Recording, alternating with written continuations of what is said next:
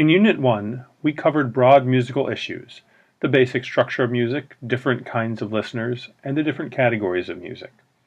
Now we will start to explore how music is put together. This video will cover the first half of Unit 2, including duration and pitch names, pitch notation and intervals, volume, instrumental timbre, vocal timbre, and orchestral timbre. How music is written down is known as music notation. Music notation describes the pitch level and duration of the written notes. They can include other elements too, such as how hard to strike a note, known as articulation or accent, and volume, which is called dynamic.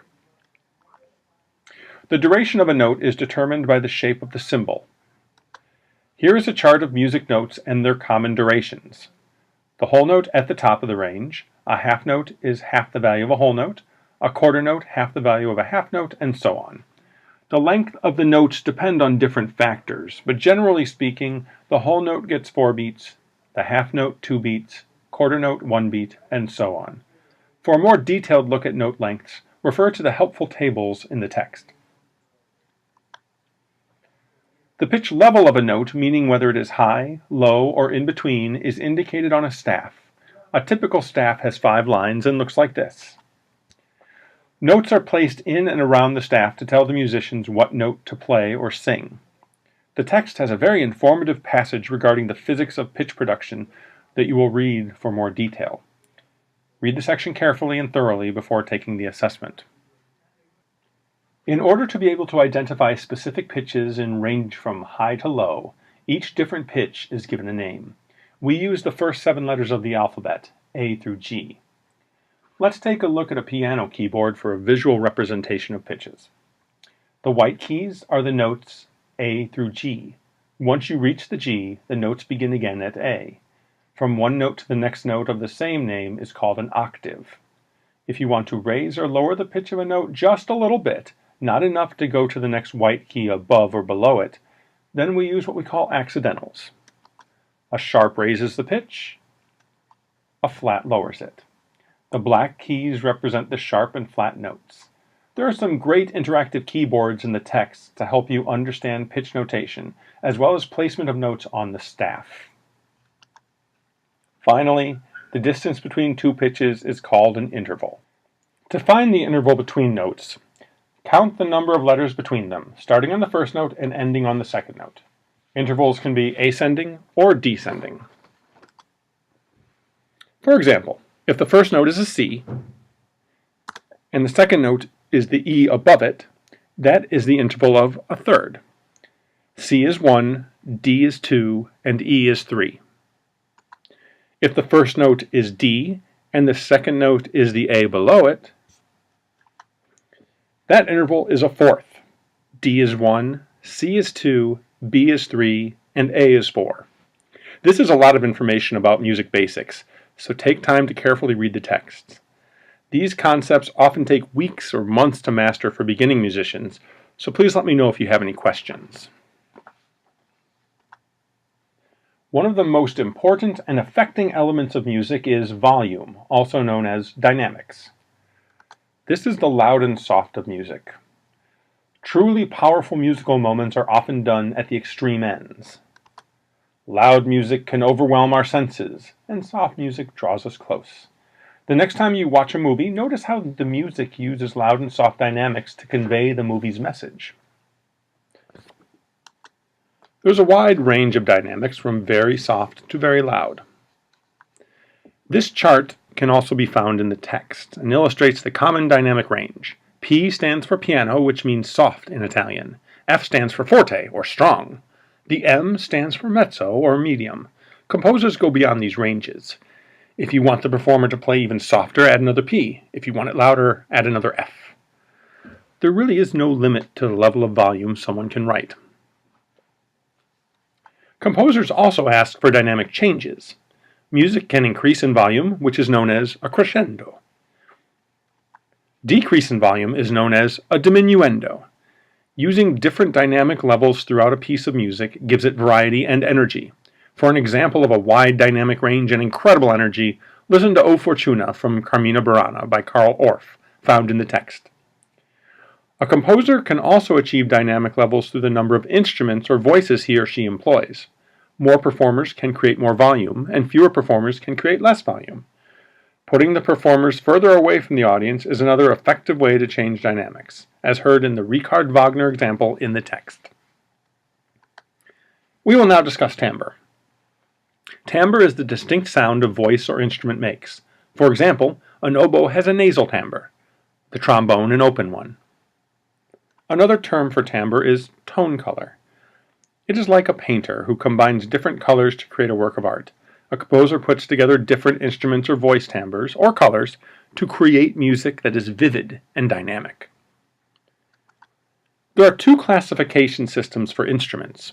The first is the Horn-Bossel-Sachs system, where instruments are classified by how they produce sound. The second is the more common Western symphonic classification. In this system, the instruments are divided in sections: strings, woodwinds, brass, percussion, and keyboards. For this discussion, we will use the Horn-Bossel-Sachs system. There are 5 different kinds of instrument classifications based on how sound is produced. Chordophones are instruments that produce sound through strings vibrating. These include the guitar or violin. Aerophones are instruments that produce sound through air vibrating an instrument. Woodwind instruments like the flute and brass instruments like the trumpet are aerophones. Membranophones are instruments that produce sound through striking a membrane. Drums are an example of these kinds of instruments. Idiophones are instruments that produce their own sound, like maracas and castanets. Finally, electrophones create sound using electronics, like a synthesizer. One thing almost all of these have in common is that the sound is created through vibration. The same is true of the voice. Vibration is the root of musical sound. In the modern musical world, composers use many different non-musical instruments to enhance a work, including sirens, chains, and pre-recorded sounds such as traffic. All of these sounds add to the texture with their unique timbre. In the area of vocal timbre, there are 6 different voice classifications based on the range of notes they sing. From highest notes to lowest notes, the voices are: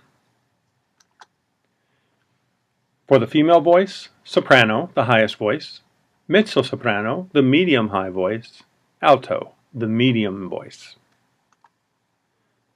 For the male voice, tenor, the medium voice; baritone, the medium-low voice; and bass, the low voice. The text has many examples illustrating the various voice classifications. Listen to these examples to hear how each voice is distinct from the others. You can combine voices to create a number of different ensembles. A large group of voices creates a choir or chorus. A choir can be mixed with both male and female voices, or can consist of all males or all females. Additionally, voices can be accompanied by instruments such as an orchestra or a piano, or they can be sung unaccompanied, also known as a cappella. Choirs can be small in the case of a Renaissance madrigal, or large like an opera chorus. Example of these kinds of vocal ensembles can be found in the text. Listen for different timbres in the music you hear every day, whether it be classical, pop, or some other type of music. The different timbres and sounds used can be remarkably complex, and identifying the different sounds can create a new and more enjoyable listening experience. Finally, let's talk about orchestral timbre and the symphony orchestra. The orchestra consists of groups of different instrument families that were discussed in the Western symphonic classification: strings, woodwinds, brass, percussion, and less commonly, keyboards. The text includes a recording of the work The Young Person's Guide to the Orchestra by Benjamin Britten. It is a long work, but take the time to listen to it. It is an outstanding introduction to all of the instruments of the orchestra that we will examine over the next few sessions. Finally, the conductor. Aside from the performers, another important person in the orchestra is the conductor. The conductor is the person who helps keep the music organized and makes decisions as to how it should be played. Like an individual performer, the conductor determines the ensemble's interpretation and communicates it to the players. Here's a brief example of a legendary conductor, Leonard Bernstein, leading an orchestra in performance.